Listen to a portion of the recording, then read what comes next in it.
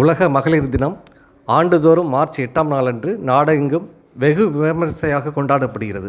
உலகில் உள்ள பல்வேறு நாடுகளும் இக்கொண்டாட்டத்திற்கு வாசலை திறந்து வைத்து வரவேற்பு அளித்து வருகின்றன. மகளிர் தினம் என்பது பெண்ணுரிமையை நிலைநாட்டுவதும் பாதுகாப்பதுமாகும். மேலும் பெண்களின் சாதனைகள் முழுமையாக அங்கீகரிக்கப்பட வேண்டும், அனைவராலும் மதிக்கப்பட வேண்டும் என்பதை வலியுறுத்தும் வகையில் மார்ச் 8ஆம் தேதியை உலக மகளிர் தினமாக ஐநா அங்கீகரித்தது.